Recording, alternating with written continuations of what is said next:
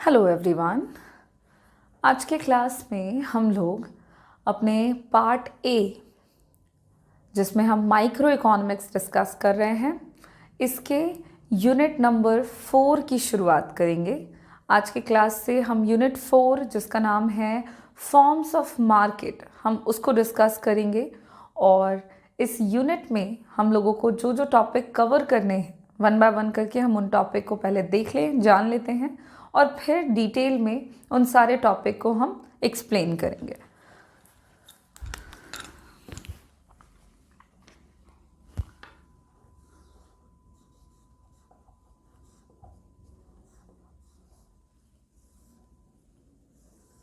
हम शुरू कर रहे हैं यूनिट 4, जिसका नाम है फॉर्म्स ऑफ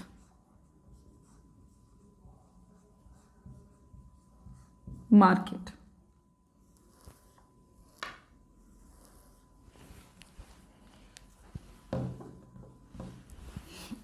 हम बात करते हैं कि फॉर्म्स ऑफ मार्केट, इस यूनिट में हम लोगों को क्या क्या टॉपिक पहले कवर करने हैं, हम उनकी बात कर लेते हैं और फिर डिटेल में एक एक करके हम उन सारे यूनिट्स को कंप्लीट करते हुए चलेंगे।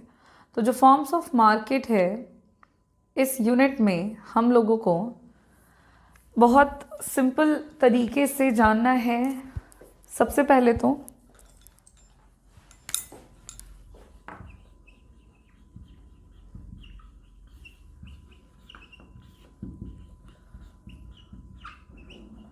लर्निंग ऑब्जेक्टिव्स में हम देख लें कि सबसे पहला क्या टॉपिक है।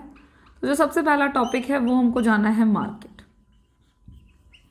मार्केट का क्या मतलब है और मार्केट के फीचर्स क्या क्या हैं, मार्केट को हम किस तरह से डिफाइन कर सकते हैं, उसमें मेन क्या क्या फैक्टर्स होते हैं, हम उनके बारे में जानेंगे। और फिर हम बात करने वाले हैं कॉन्सेप्ट ऑफ मार्केट को समझने के बाद forms of market.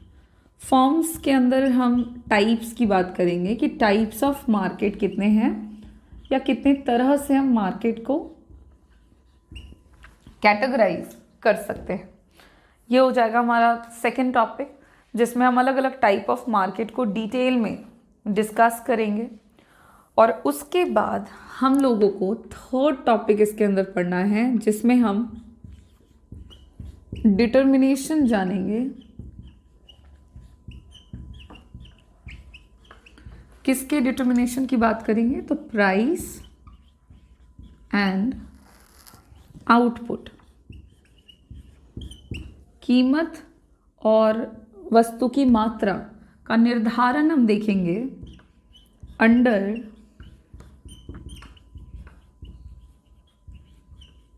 Different markets. अलग अलग मार्केट में किस तरह से प्रोडक्ट के प्राइस और उसकी क्वांटिटी को हम डिटरमीन करते हैं, हम ये डिस्कस करेंगे हमारे थर्ड टॉपिक में। और इस तरह से जब हम ये 3 टॉपिक कंप्लीट कर लेंगे तो हमारा जो यूनिट 4 है ये भी कंप्लीट हो जाएगा। सो बिल्कुल सिर्फ 3 टॉपिक ही पढ़ने हैं हम लोगों को इस चैप्टर के, इस यूनिट के अंदर। और शुरुआत हम करेंगे हमारे पहले टॉपिक से, जिसका नाम है मार्केट।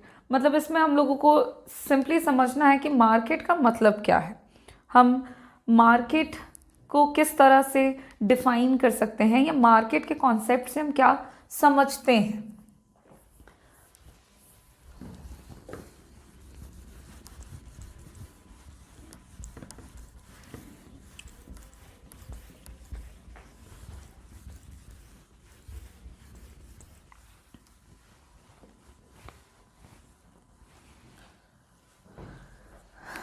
तो जैसा कि सबसे पहला कॉन्सेप्ट है हमारा मार्केट, जिसके बारे में हमको जानना है, तो मार्केट को हम डिफाइन करते हुए कह सकते हैं। देखिए, मार्केट से हम क्या समझेंगे? तो मार्केट को हम सिंपली डिफाइन कर सकते हैं कि इट इज़ अ मैकेनिज्म, या कह सकते हैं कि एक तरह का अरेंजमेंट। मार्केट क्या है? तो एक तरह का अरेंजमेंट है जिसको हम कहीं पे भी कर सकते हैं। अब किसका अरेंजमेंट है? तो मार्केट एक ऐसा अरेंजमेंट होता है जिसमें हम बायर्स और सेलर्स, इन दोनों को एक साथ कंबाइन करते हैं, मिलाते हैं, और इनको हम कंबाइन क्यों कर रहे हैं? ताकि ये ट्रांजैक्शंस कर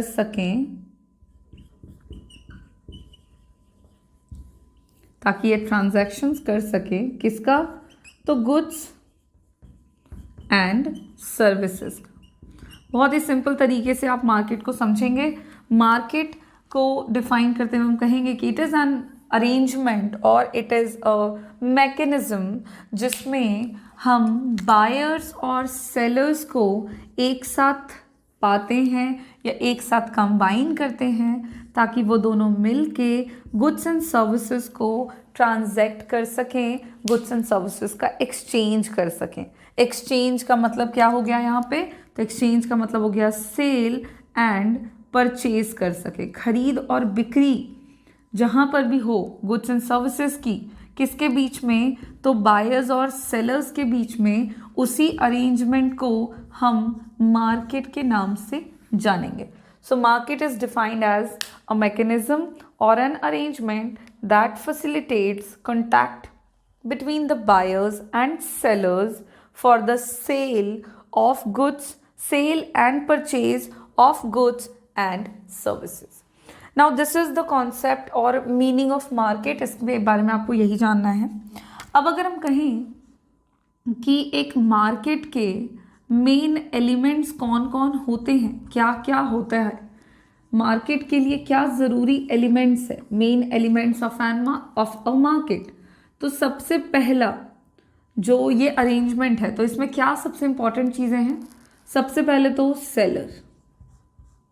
सेलर का मतलब हो गया the person who sells goods and services, जो कि वस्तु और सेवाओं की बिक्री करता है और उसके बदले में लाभ कमाता है, उसको हम सेलर कहते हैं। एक बाजार में सेलर की अवेलेबिलिटी होनी ज़रूरी है। सिर्फ सेलर ही नहीं, उसके अलावा दूसरे एलिमेंट की बात करें तो बायर। बिना बायर के सेलर कुछ कर नहीं सकते हैं। मतलब कहने का है कि सब सेलर गुड्स एंड सर्विसेज को सेल करेंगे तो कोई होना चाहिए जो उसको परचेज करेगा। तो कौन है वो जो गुड्स एंड सर्विसेज को परचेज करता है? तो उसको हम कहते हैं बायर। बायर जो है वो व्यक्ति होता है जो वस्तु और सेवाओं को खरीदते हैं और खरीद कर अपनी ज़रूरतों को पूरा करते हैं। तो इस तरह से buyers and seller important factor हो गए मार्केट के। उसके अलावा यहाँ पे आपका एक और इम्पॉर्टेंट चीज़ है, that is goods and services. वस्तु और सेवाओं का होना भी ज़रूरी है। ध्यान देंगे, सेलर बेच रहे हैं, बायर खरीद रहे हैं। नाउ द क्वेश्चन इज क्या? तो गुड्स एंड सर्विसेज को, वस्तु और सेवाओं की खरीद और बिक्री बायर्स एंड सेलर्स के बीच में होती है। तो अगर हम मार्केट के एलिमेंट्स को डिस्कस कर रहे हैं तो उसमें सेलर आ जाएंगे, बायर आ जाएंगे, गुड्स एंड सर्विसेज भी आ जाएगा, और एक इम्पॉर्टेंट फैक्टर आएगा जो कि होगा प्राइस ऑफ द प्रोडक्ट और प्राइस ऑफ द सर्विसेज। देखिए, कीमत भी ज़रूरी है। जिस कीमत पर वस्तु और सेवाओं को बायर्स के द्वारा खरीदा जाएगा और सेलर्स के द्वारा बेचा जाएगा वो भी इम्पॉर्टेंट है, क्योंकि खरीद बिक्री हो रही है तो कीमत ज़रूरी है। बिना प्राइसेस के गुड्स एंड सर्विसेज को बाय और सेल नहीं किया जा सकता है। और इस तरह से अगर हम बात कर रहे हैं मेन फैक्टर्स और important elements of a market के बारे में, तो वो हमारे कुल 4 हो जाएंगे। एक हो जाएगा हमारा सेलर, दूसरा हो जाएगा बायर, तीसरे हो जाएंगे हमारे गुड्स एंड सर्विसेज, और चौथा हो जाएगा प्राइस ऑफ द प्रोडक्ट। अब ये हो गया हमारा मार्केट और मार्केट के मेन फीचर्स कि किसी भी एरिया, पर्टिकुलर एरिया को हम मार्केट तभी कहेंगे जब उस पर्टिकुलर एरिया में ये 4 चीज़ें मौजूद होगी। ये चारों जहाँ पे एक साथ कंबाइन किए जाएंगे, उस पर्टिकुलर एरिया को हम मार्केट कंसीडर करेंगे। तो मार्केट का मतलब ही हो गया a particular area, any specific place और एन एरिया जहाँ पे sellers, buyers, goods and services और प्राइसेस मिलते हैं, वो मार्केट है। अब हम लोगों को नेक्स्ट टॉपिक में यही जानना है कि मार्केट के टाइप कितने होते हैं, कि ये जो अरेंजमेंट है या ये जो पर्टिकुलर एरिया है ये कितने टाइप के हो सकते हैं, हम लोगों को ये समझना है। तो जब हम मार्केट के टाइप की बात करते हैं तो हम मार्केट को डिफाइन कर रहे हैं on the basis of seller, buyer, goods and price. और अगर हम उसको कैटेगराइज करना चाहें तो वो भी हम कर सकते हैं, और मार्केट को हम कैटेगराइज कर सकते हैं on the basis of competition, प्रतियोगिता के आधार पर। जब हम किसी भी बाजार को विभाजित करते हैं तो हम वो कर सकते हैं एक कितनी कैटेगरी में, तो 3। पहला, एक ऐसा मार्केट जहाँ पे परफेक्ट कंपटीशन होता हो, जहाँ पे प्रतियोगिता बहुत अधिक होती हो, उसको हम परफेक्ट कंपटीशन मार्केट बोलेंगे। एक ऐसा बाजार जहाँ पे कंपटीशन बहुत हाई है। सेकेंड टाइप ऑफ मार्केट हो सकता है जहाँ पे कंपटीशन न हो, जिसको हम ज़ीरो कंपटीशन कहेंगे, ज़ीरो कंपटीशन। और थर्ड टाइप हो सकता है मार्केट का कंपटीशन के बेसिस पे, जहाँ पे कंपटीशन हो लेकिन बहुत ज़्यादा भी नहीं और बहुत कम भी नहीं, उसको हम इम्परफेक्ट कंपटीशन कहते हैं। तो क्योंकि मार्केट को जब हम कैटेगराइज करेंगे तो हमें 3 प्रकार की प्रतियोगिता देखने को मिलेगी।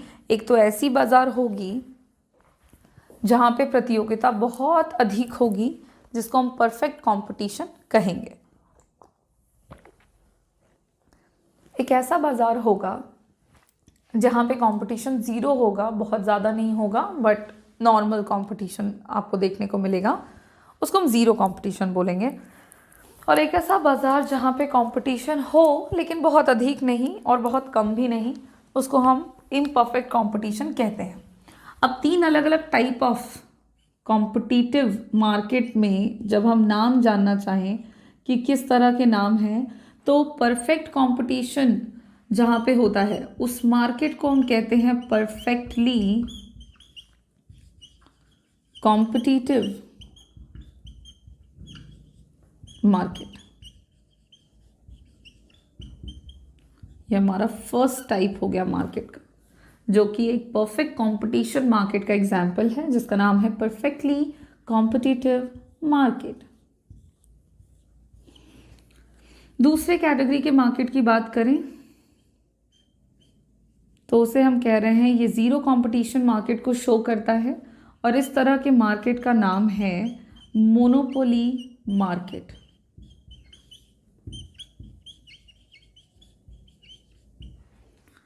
मोनोपोली मार्केट जो कि ज़ीरो कंपटीशन का एग्जाम्पल है। और थर्ड टाइप का जो मार्केट है वो इम्परफेक्ट कंपटीशन को इंडिकेट करता है, जिसका नाम है मोनोपोलिस्टिक कॉम्पिटिटिव मार्केट।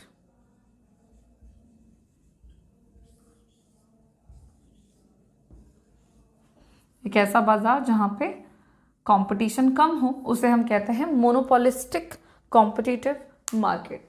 और क्योंकि ये मार्केट हमारे 3 टाइप के हो गए हैं, इम्परफेक्ट कंपटीशन के अंदर monopolistic competitive market, perfect competition के अंदर perfectly competitive market and zero competition के अंदर मोनोपोली मार्केट, तो हम लोगों को इन तीनों टाइप ऑफ मार्केट के बारे में 1 बाय 1 करके जानना है, समझना है, और सिर्फ इसके मीनिंग को ही नहीं बल्कि इन तीनों टाइप ऑफ मार्केट के फीचर्स को भी हमें डिस्कस करना है। तो 1 बाय 1 करके हम हर एक मार्केट को डिस्कस करेंगे। शुरुआत हम अपने पहले टाइप ऑफ मार्केट से करेंगे, जो कि है परफेक्टली कॉम्पिटिटिव मार्केट।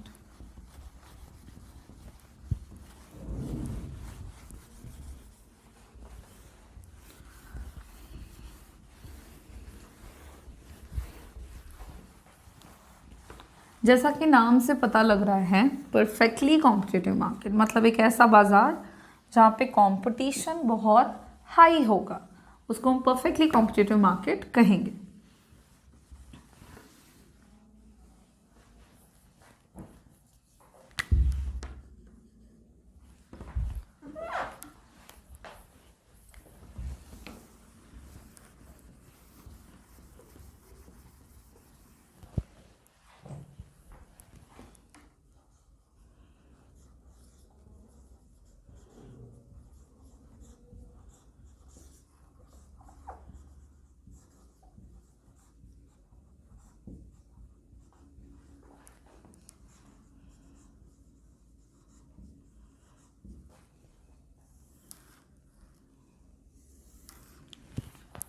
हमें जानना है परफेक्टली कॉम्पिटिटिव मार्केट के बारे में। इस तरह के मार्केट को हम कैसे डिफ़ाइन कर सकते हैं वो समझनी है चीज़ें हमें। तो परफेक्टली कॉम्पिटिटिव मार्केट को डिफ़ाइन किया जा सकता है, चूँकि हम लोगों ने देखा कि हम लोगों ने मार्केट को कैटेगराइज ही किया है on the basis of competition. तो परफेक्टली कॉम्पिटिटिव मार्केट को आप डिफ़ाइन करते हुए कह सकते हो कि it is a type of market in which competition is very high. ये एक ऐसा बाज़ार है जहाँ पे प्रतियोगिता बहुत अधिक होती है, और प्रतियोगिता अधिक हो रही है इसको हम कैसे डिनोट करेंगे? तो एक ऐसा मार्केट जहाँ पे large number of buyers and large number of sellers होते हैं, और इनके साथ गुड्स एंड सर्विसेज का जो सेल और परचेज है वो किया जाता है, और इस वजह से इस मार्केट में कंपटीशन जो है वो काफ़ी अधिक होता है। तो परफेक्ट कंपटीशन को आप डिफाइन कैसे कर सकते हो? पहले इसके मीनिंग को हम लोग लिख लेते हैं, एक सिंपल सा डेफिनेशन हम जान लें परफेक्टली कंपटीशन का।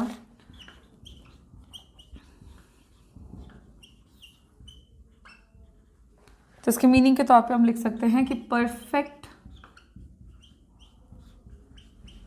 Competition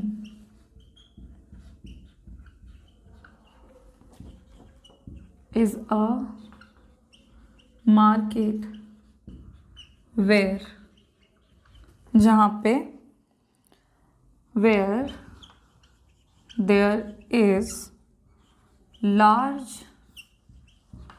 number of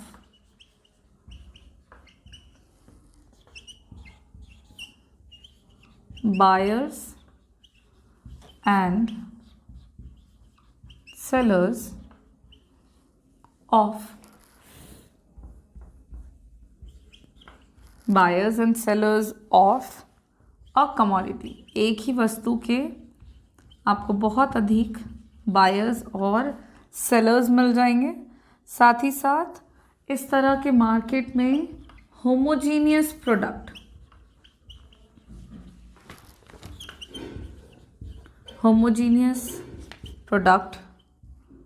is sold with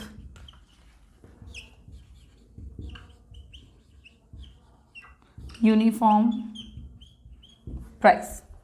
देखिए, मार्केट वर्ड को हम लोगों ने डिफाइन किया था कि मार्केट का मतलब हो गया कि एक ऐसा प्लेस, एक ऐसा एरिया, अरेंजमेंट जहाँ पे बायर्स होते हैं, सेलर्स होते हैं, प्रोडक्ट होता है और प्रोडक्ट की एक कीमत होती है। ठीक है, तो जब हम मार्केट, फॉर्म्स ऑफ मार्केट हम लोगों ने देखा है, टाइप्स ऑफ मार्केट, तो जब हम मार्केट में पहले टाइप को डिस्कस करेंगे या पहले टाइप को डिफाइन करेंगे तो मार्केट वर्ड है यहाँ पे।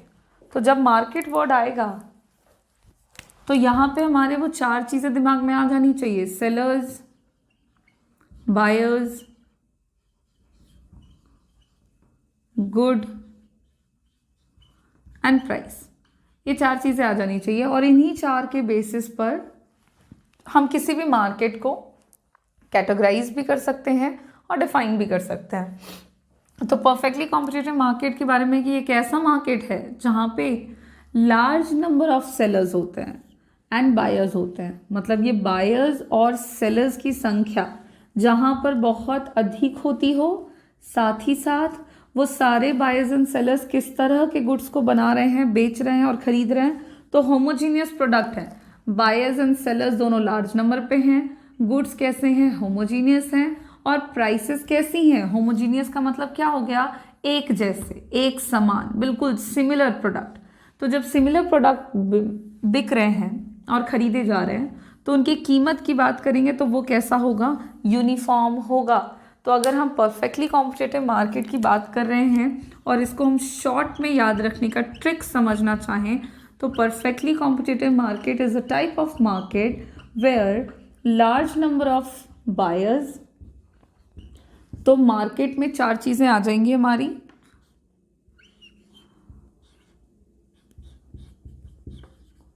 बायर्स, सेलर्स, गुड्स और प्राइस। ये चार चीज़ें होंगी और इन्हीं चार के बेसिस पे हम किसी भी मार्केट को परफेक्टली कॉम्पिटिटिव मार्केट बोल सकते हैं। सबसे पहले तो लार्ज नंबर ऑफ बायर्स होने चाहिए, बहुत ज़्यादा नंबर में। अब लार्ज का मतलब अनलिमिटेड होंगे, ठीक है। अगर हम सेलर्स की बात कर रहे हैं और इसको हम लार्ज कह रहे हैं तो इसका मतलब ये हो गया कि अनलिमिटेड नंबर्स ऑफ सेलर्स हैं और सब के सब जो हैं किस तरह के गुड्स बना रहे हैं, होमोजीनियस गुड्स बना के बेच रहे हैं और सेलर्स होमोजीनियस गुड्स खरीद भी रहे हैं। तो प्रोडक्ट होमोजीनियस है। और प्राइसेस की बात करें तो प्राइसेस एक तरह के हैं, कीमत भी एक तरह की है क्योंकि वस्तुएं एक जैसी बिक रही हैं। और इन चार फीचर्स के साथ हम किसी भी बाजार को परफेक्टली कॉम्पिटिटिव मार्केट कह सकते हैं। ये हो गया हमारा परफेक्टली कॉम्पिटिटिव मार्केट। अब परफेक्टली कॉम्पिटिटिव मार्केट के हम लोगों को कुछ फीचर्स डिस्कस करने हैं कि परफेक्टली कॉम्पिटिटिव मार्केट की क्या विशेषताएं होती हैं। वन बाय वन करके हमें उन फीचर्स को जानना है। पॉइंट वाइज हम लोग features of perfectly competitive market देखेंगे ताकि हम सिंपली कैटेगराइज कर सकें किसी भी मार्केट को परफेक्टली कॉम्पिटिटिव मार्केट के अंदर। और वो फीचर्स जानने इसलिए भी ज़रूरी है ताकि हम आगे जो अगला टॉपिक है हमारा determination of price and output, वो हम कर सकें। तो फीचर्स की बात करेंगे हम लोग। सबसे पहला फीचर अगर देखें कि परफेक्टली कॉम्पिटिटिव मार्केट की सबसे पहली विशेषता क्या होती है, तो सबसे पहली विशेषता होती है large number of buyers and sellers. ये एक ऐसा बाजार है जहाँ पे खरीदने वाले जितने भी बायर्स हैं और बेचने वाले जितने भी सेलर्स हैं उनकी संख्या ज़रूरत से ज़्यादा होती है। अगर हम इस तरह को दूसरे शब्द में कहें तो large number of buyers and sellers के कारण कोई भी इंडिविजुअल सेलर या इंडिविजुअल बायर प्रोडक्ट के प्राइस से लेकर उसकी क्वांटिटी तक को अफेक्ट नहीं कर सकता है क्योंकि सब के सब बहुत ज़्यादा संख्या में हैं और एक तरह के गुड्स बन रहे हैं। तो इसलिए इंडिविजुअल का यहाँ पे कोई कंट्रोल नहीं है ओवर अ मार्केट। तो सबसे पहली विशेषता इस बाजार की यही है कि यहाँ पे बहुत ही ज़्यादा संख्या में बायर्स भी पाए जाते हैं और सेलर्स भी पाए जाते हैं। अगले फीचर की बात करें तो ये एक ऐसा बाजार है, इकलौता ऐसा बाजार है जहाँ पे होमोजीनियस गुड्स मिलते हैं। मतलब इस बाजार में जितने भी प्रोडक्ट्स मिलते हैं वो सारे के सारे होमोजीनियस होते हैं, एक तरह के होते हैं, एक जैसे होते हैं। मतलब जितने भी सेलर्स हैं वो जितने भी प्रोडक्ट बना रहे हैं वो सारे के सारे प्रोडक्ट आपस में आइडेंटिकल होते हैं, उनके साइजेस आपस में सेम होते हैं, उनके शेप सेम होते हैं, उनका वेट सेम होता है। और भी अगर हम किसी अदर रिस्पेक्ट में प्रोडक्ट को कंपेयर करते हैं विद दी अदर प्रोडक्ट तो उन सारे रिस्पेक्ट्स में, उन सारे मैनर में प्रोडक्ट्स दूसरे प्रोडक्ट से बिल्कुल आइडेंटिकल पाए जाते हैं। तो इस तरह के मार्केट का दूसरा फीचर है कि होमोजीनियस गुड्स आपको यहाँ पे देखने को मिलता है। अब अगर हम बात करें अगले फीचर की तो इस मार्केट में यूनिफॉर्म प्राइस होता है। वस्तु और सेवाओं की जो कीमत होती है वो यूनिफॉर्म होती है या आप उसको कहें कांस्टेंट होती है। कांस्टेंट होने के पीछे का कारण क्या है? तो एक तो कारण है कि सारी वस्तुएं एक दूसरे से बिल्कुल सेम है। तो जब प्रोडक्ट सिमिलर होंगे तो आप उसकी अलग अलग कीमत तय नहीं कर सकते, और इसीलिए प्रोडक्ट की जो कीमत होती है वो कांस्टेंट होती है। और यहाँ पे लार्ज नंबर ऑफ सेलर्स के कारण कोई भी सिंगल फर्म या सिंगल सेलर प्रोडक्ट के प्राइस को अफेक्ट नहीं कर सकता, और इसलिए इस मार्केट में प्राइसेस जो होते हैं प्रोडक्ट के वो कांस्टेंट होते हैं, यूनिफॉर्म होते हैं। ये आपकी नेक्स्ट फीचर में आता है अंडर परफेक्टली कॉम्पिटिटिव मार्केट। अगले फीचर की बात करें हम लोग तो नेक्स्ट फीचर है हमारा कि इस मार्केट में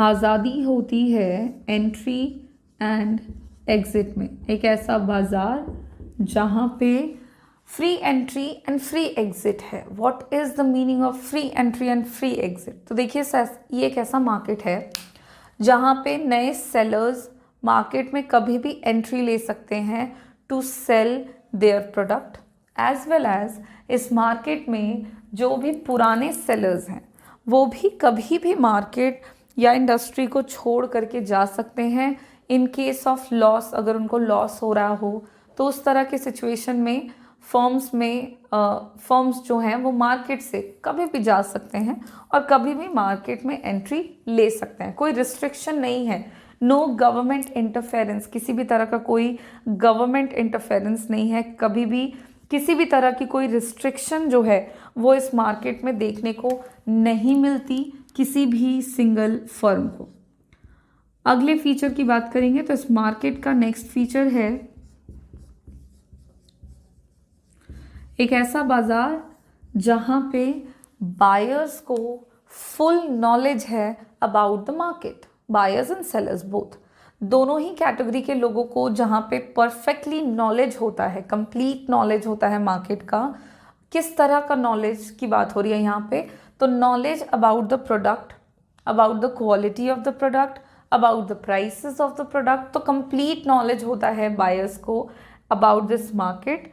तो ये भी एक फीचर आता है कि अगर परफेक्टली कॉम्पिटिटिव मार्केट में कोई सिंगल फर्म या सिंगल सेलर चाहे कि अपने प्रोडक्ट की कीमत को बढ़ा दें, जो भी मार्केट में प्राइस है उससे वो कीमत थोड़ा हाई कर दे, तो वो ऐसा नहीं कर पाता क्योंकि इस बाज़ार में जितने भी सेलर्स हैं उनको कंप्लीट नॉलेज है, जितने भी बायर्स हैं उनको कंप्लीट नॉलेज है अबाउट द मार्केट कि हर जगह पे सिमिलर प्रोडक्ट मिल रहा है। तो अगर किसी पर्टिकुलर सेलर ने प्रोडक्ट की कीमत को बढ़ा भी दिया तो उस केस में कोई भी बायर जो है वो उस प्रोडक्ट को नहीं खरीदेगा उस हायर प्राइस पे, और उन सब की वजह से अल्टीमेटली उस सेलर को अपने प्रोडक्ट की कीमत को कम करना पड़ेगा और मार्केट में एक कांस्टेंट प्राइस आपको देखने को मिलेगा। तो ये एक ऐसा बाजार हुआ जहाँ पे परफेक्ट नॉलेज होता है बायर्स को अबाउट द मार्केट, एंड ये भी एक इम्पॉर्टेंट फीचर है। नेक्स्ट फीचर की बात करते हैं हम लोग परफेक्टली कॉम्पिटिटिव मार्केट में। तो इस मार्केट का एक और फीचर है दैट इज परफेक्ट मोबिलिटी।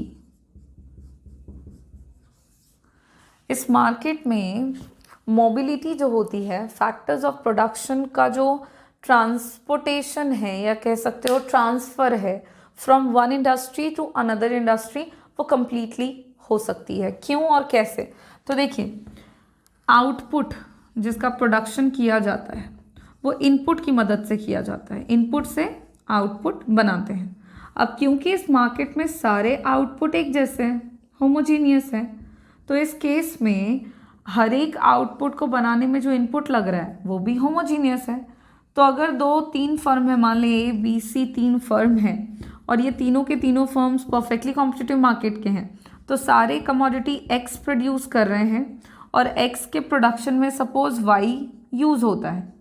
अब अगर वाई को हम ए से हटाकर सी इंडस्ट्री में यूज़ करना चाहें, या सी से इसको हटा के हम बी में यूज़ करना चाहें, या बी को हटा के ए में करना चाहें, तो क्या हम कर सकते हैं? जी बिल्कुल कर सकते हैं, क्योंकि इनपुट एंड आउटपुट सब के सब सेम होंगे, क्योंकि सेम प्रोडक्ट बन रहा है। तो सेम प्रोडक्ट को बनाने में जो आपके फैक्टर्स हैं वो भी सेम होंगे, और उसकी वजह से आप एक फैक्टर को दूसरी इंडस्ट्री में आसानी से यूज़ कर सकते हैं। और इस फीचर को हम परफेक्टली मोबिलिटी कहते हैं, परफेक्ट मोबिलिटी कहते हैं। जो कि इस मार्केट में देखने को मिलता है। अगला पॉइंट है नो ट्रांसपोर्टेशन कॉस्ट। ये एक ऐसा बाजार है जहाँ पे ट्रांसपोर्टेशन कॉस्ट नहीं लगता। गुड्स एंड सर्विसेज के को एक जगह से दूसरी जगह ले जाने लाने का जो खर्च है वो इस मार्केट में ज़ीरो होता है, नहीं होता। क्यों होता है ज़ीरो? क्योंकि हर जगह पे होमोजीनियस प्रोडक्ट बन रहा है। ये एक ऐसा मार्केट है जहाँ पे हर एक सेलर होमोजीनियस प्रोडक्ट बना रहा है। तो जब सब सेम प्रोडक्ट बना रहे हैं तो फिर अगर आप इस जगह से लोगे तब भी वही प्रोडक्ट मिलेगा, यहाँ से लोगे तब भी वही प्रोडक्ट मिलेगा। तो जब सेम प्रोडक्ट मिल रहा है हर जगह पे, तो एक जगह से दूसरी जगह प्रोडक्ट को लाने ले जाने के खर्च को कांस्टेंट मान लिया गया है कि भाई ट्रांसपोर्टेशन कॉस्ट इस बाज़ार में नहीं होता, ज़ीरो होता है। और यही वजह है कि इस मार्केट में आपको एक प्राइस देखने को मिलता है, वन प्राइस या फिर यूनिफॉर्म प्राइस देखने को मिलता है। तो ये इस मार्केट का एक और फीचर है कि इस मार्केट में जितने भी प्रोडक्ट होते हैं उनके ट्रांसपोर्टेशन का जो कॉस्ट है वो ज़ीरो होता है। एक और पॉइंट में फीचर है, इस मार्केट में इंडिपेंडेंट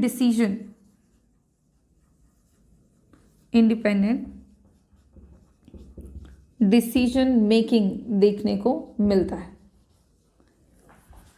इंडिपेंडेंट डिसीजन मेकिंग कहने का मतलब हुआ कि इस मार्केट में फर्म्स के बीच में किसी भी तरह का कोई अग्रीमेंट नहीं होता कि मतलब सारे इंडस्ट्रीज़ हैं या सारे फर्म्स हैं तो सारे आपस में मिल करके इतना सामान बनाएंगे या इतना प्राइस रखेंगे, ऐसा कोई अग्रीमेंट नहीं होता है किसी भी फर्म्स या सेलर्स के बीच में। हर एक सेलर या each and every firm of this market are free to take decision regarding the price and the quantity of the product। अभी बोलोगे कि प्राइस यहाँ पे खुद से डिसाइड कर सकते हैं, तो फिर यूनिफॉर्म या कांस्टेंट कैसे हुआ? देखिए इंडिविजुअल फॉर्म्स हैं, जैसे ये ए बी सी तीनों अलग अलग फॉर्म हैं। ए एक्स वस्तु को बना रहा है, अब ये एक्स वस्तु की कितनी क्वांटिटी मार्केट में सेल करेंगे इसका निर्णय ये ही खुद लेंगे। इसका निर्णय ये बी और सी से पूछ कर या उनके साथ अग्रीमेंट करके नहीं लेंगे। उसी तरह से ए की क्या कीमत होगी इसका डिसीजन भी यही करेंगे।